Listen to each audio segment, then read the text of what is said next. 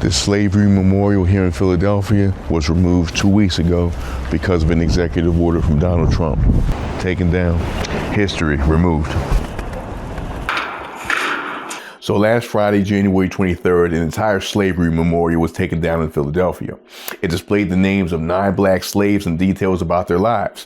Why was it removed? Donald Trump issued an executive order to restore truth and sanity to American history. Part of that order requires removing all memorials to black slavery in U.S. museums and national parks. This is part of how we make America great again. If American slavery and the atrocities against black people following slavery are erased, the journey of black Americans disappears. Without it, there's no record, no explanation, or understanding of the black condition in this country. However, the city of Philadelphia is suing the Trump administration, arguing that the removal of the memorial violated federal law and agreements with the city. Today, a federal judge ordered a slavery exhibit to be restored to the president's house in Philadelphia.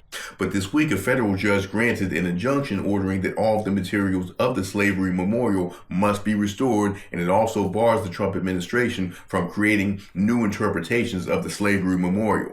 The judge set a deadline for Trump to have the slavery memorial put back exactly as it was by the end of business tomorrow. Meanwhile, the Trump administration did file an appeal this week against the federal judge's order for them to put the slavery exhibit back. I mean, he's going to try and tie this up in court so that he never has to put it back. So I'm happy to say that the Trump administration did comply with the judge's order to restore the 34-piece memorial in Philadelphia dedicated to the 9 slaves held by George Washington. So I'm glad the people didn't just settle for having this taken down by the Trump administration, and the people actually fought to get this put back.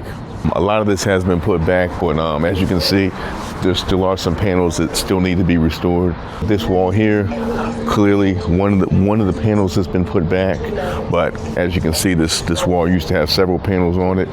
But yeah, as of now, this wall has not been restored. This wall, they did completely restore. All the panels that were on this wall seem to have been put back. These are the names of the 9 slaves that were held here by George Washington. As of this moment, though, the exhibit only looks to be about 60 to 70% restored.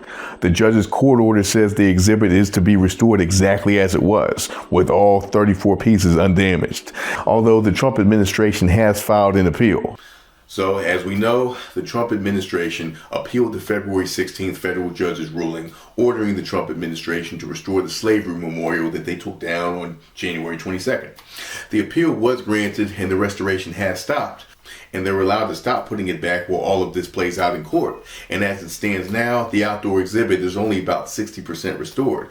And now, on April 1st, the Trump administration has taken it a step further and actually filed a motion to completely dismiss the case, on the grounds that the city's claims that there was a breach of contract by the administration when they took down the memorial are invalid.